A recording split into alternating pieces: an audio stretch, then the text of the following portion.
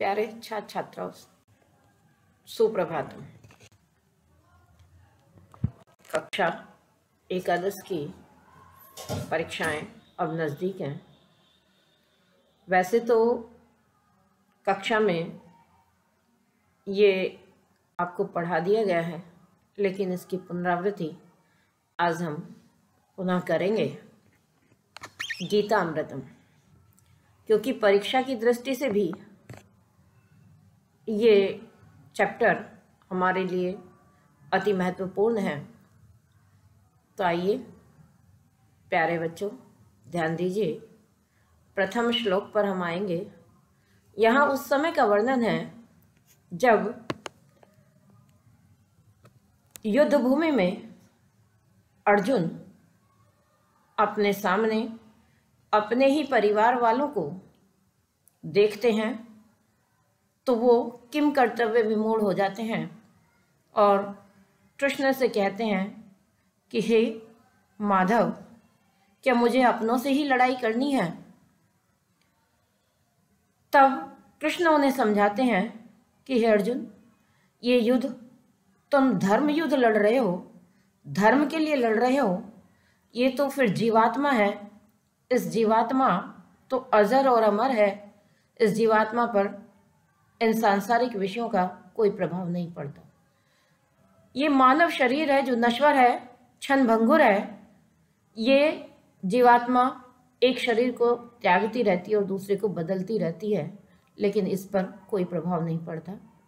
तब मधुसूदन अर्जुन को समझाते हैं, तम तथा कृपया आविष्टम अश्रुपूर्ण आकुल ईक्षणम विसीदंतम इदम वाक्यम उवाच मधुसूदनः। कृपया आविष्टम, कृपया प्लस आविष्टम दीर्घ संधि, अश्रुपूर्ण आकुल दीर्घ संधि, आकुल प्लस ईक्षणम गुण संधि।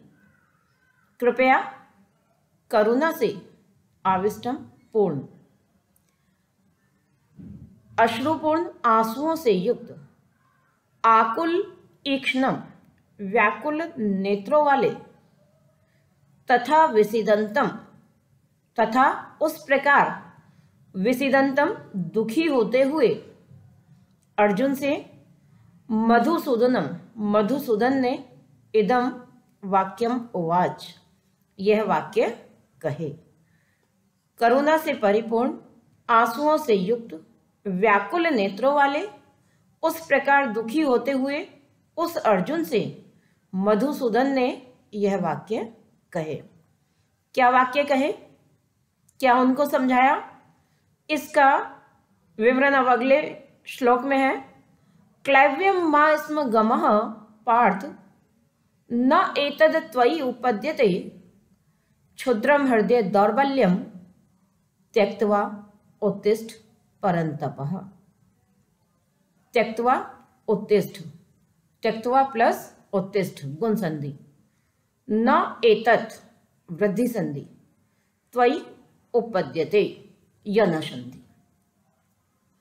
पार्थ, हे अर्जुन, क्लैव्यम मा स्म गमः, क्लैव्यम कायरता को, मा स्म गमः प्राप्त मत हो। हे अर्जुन, कायरता को प्राप्त मत हो। एतत्, एतत् यह, त्वयि तुम्हारे लिए, न उपपद्यते उचित नहीं है। हे अर्जुन, कायरता को प्राप्त मत हो, यह तुम्हारे लिए उचित नहीं है। परंतपः, परं शत्रुओं को, तपः कष्ट देने वाले। हे अर्जुन, हृदयम क्षुद्रम दौर्बल्यम, हृदयम हृदय की, क्षुद्रम निम्न, दौर्बल्यम दुर्बलता को, त्यक्त्वा त्याग कर, उत्तिष्ठ खड़े हो जाओ। हे अर्जुन, कायरता को प्राप्त मत हो, यह तुम्हारे लिए उचित नहीं है। शत्रुओं को कष्ट देने वाले अर्जुन, हृदय की निम्न दुर्बलता को त्याग कर खड़े हो जाओ। अशोच्यान अनुशोचस्व त्वम प्रज्ञावादांश च भाससे गता असून अगता अशुंश्च न अनुशोचन्ति पंडितः। आगे अर्जुन को समझाते हुए कहते हैं, तुम अशोच्यान न सोचने योग्य विषयों के बारे में अनुशोचस्व सोचते हो। तुम न सोचने योग्य विषयों के बारे में सोचते हो। प्रज्ञावादांश भाषसे, प्रज्ञावादन और विद्वानों जैसी भाषा से बातें करते हो। पंडितः, पंडित लोग यानी कि जो विद्वान लोग होते हैं, जो समझदार लोग होते हैं, गता असून, असून प्राण, गता में चले गए हैं जिनके, तो जिनके प्राण चले गए हैं वो कैसे प्राणी होते हैं? मृत प्राणी। और अगता, नहीं गए हैं, असूंश्च, प्राण जिनके, तो जिनके प्राण नहीं गए हैं अर्थात जीवित प्राणी। तो पंडित लोग, विद्वान लोग मृत और जीवित प्राणियों के विषय में न अनुशोचन्ति, शोक नहीं करते हैं। आगे देखिए, फिर आगे समझाते हैं, देहिनो अस्मिन् यथा देहे कौमारम यौवनम जरा तथा देहांतर प्राप्ति ही धीरः तत्र न मुह्यति। देहांतर प्राप्ति ही विसर्ग है, और फिर विसर्ग का विसर्जन से स बना है, और फिर उसका सजजुसो रू से र बन करके वो धीरः ध पे र आया है। ऐसे यहाँ धीरः प्लस तत्र, यहाँ विसर्ग का स हुआ है विसर्जन से स से, ये दोनों विसर्ग संधि है।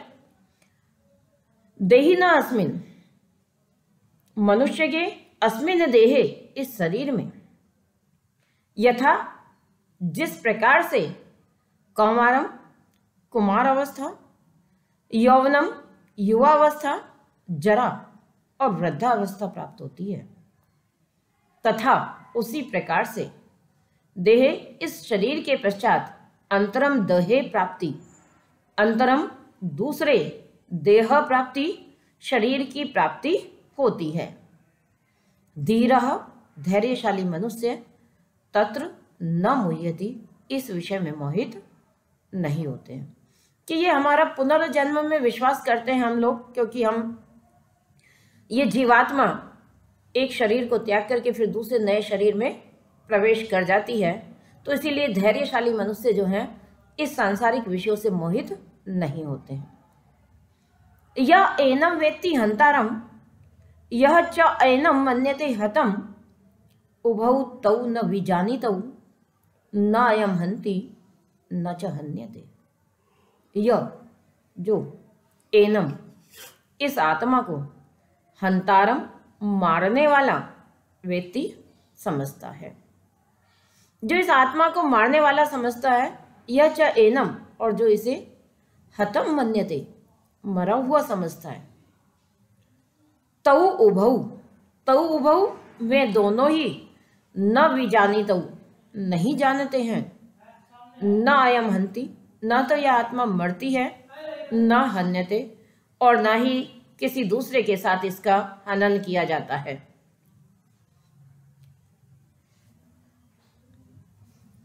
वांशासी जीर्णानि यथा व्याहे, नवानि गृह्णाति नरो अप्राणि, तथा शरीरानि व्याहे जीर्णानि अन्यानि संयाति नवानि देहि।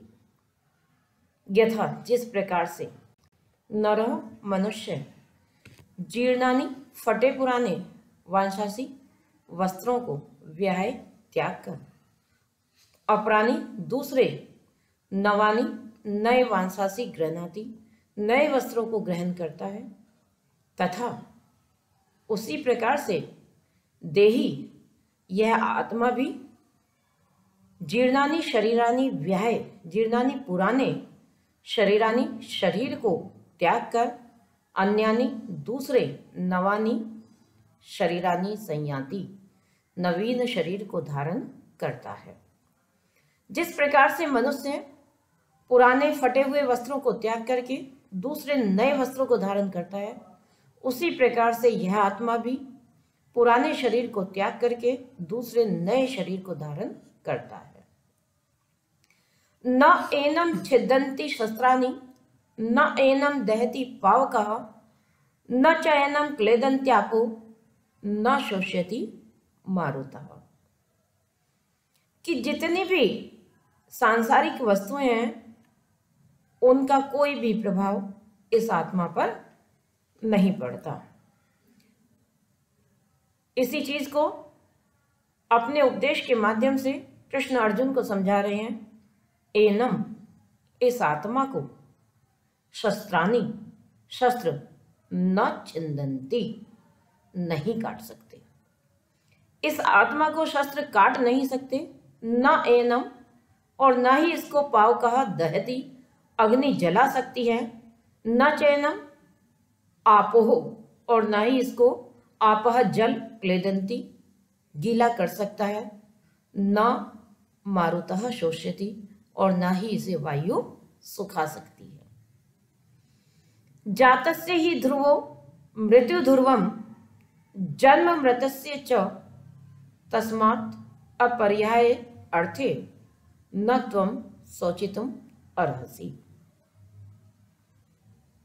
माधव समझाते हुए कहते हैं कि हे अर्जुन, जातस्य ही, जन्म लेने वाले की, मृत्यु ध्रुवो, मृत्यु निश्चित है।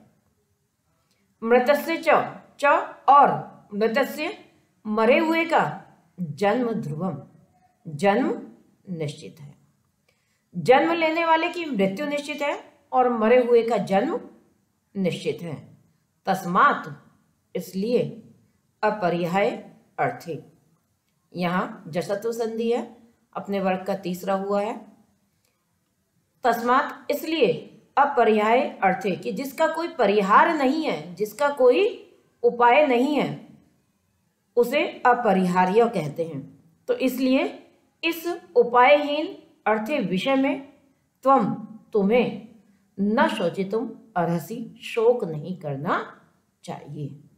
जन्म लेने वाले की मृत्यु निश्चित है और मरे हुए का जन्म निश्चित है, इसलिए इस उपायहीन विषय में तुम्हें शोक नहीं करना चाहिए। यद इच्छया चौपन्नम स्वर्ग द्वारम अपावृतम सुखिना क्षत्रिय पार्थ लभन्ते युद्धम ईदृशम। की इच्छा अनुसार प्राप्त किया है तुमने इस युद्ध को, यानी कि तुम धर्म के लिए युद्ध लड़ रहे हो, बिना धर्म के कोई भी कार्य आप नहीं करना चाहते, इसलिए ये तुम्हारी इच्छा के अनुरूप है। और जो धर्म का युद्ध लड़ता है और यदि उस युद्ध में लड़ते लड़ते वीर गति को प्राप्त होता है तो उसे स्वर्ग प्राप्त होता है। तो इसलिए कृष्ण समझाते हुए कहते हैं, यदि इच्छया, जो इच्छा अनुसार उपन्नम प्राप्त हुए, स्वर्ग द्वारम अपावृतम, और स्वर्ग का द्वार खुले हुए, पार्थ, हे अर्जुन, ईदृशम, इच्छा अनुसार प्राप्त हुए और स्वर्ग का द्वार खुले हुए, हे पार्थ, ईदृशम युद्धम, इस प्रकार के युद्ध को सुखिना, सौभाग्यशाली क्षत्रिय ही लभन्ते, प्राप्त करते हैं। लास्ट श्लोक है, हतो व प्राप्स्यसि स्वर्गम जीत्वा व भोक्ष्यसे महिम तस्मात् उत्तिष्ठ कौन्तेय योद्धाय कृत निश्चय। हतो, यदि युद्ध में मारे गए, स्वर्गम प्राप्स्यसि, स्वर्ग को प्राप्त करोगे, व जीतवा, अथवा जीत करके, महिम भोक्ष्यसे, पृथ्वी का उपभोग करोगे। तस्मात्, इसलिए, कौन्ते, हे कुंती नंदन, उत्तिष्ठ, उठो, युद्धाय कृत निश्चय, युद्ध के लिए दृढ़ निश्चय कर लो। मारे जाओगे तो स्वर्ग को प्राप्त करोगे, अथवा जीत करके इस पृथ्वी का उपभोग करोगे। इसलिए हे कुंती नंदन, उठो और युद्ध के लिए दृढ़ निश्चय कर लो। इति समाप्त।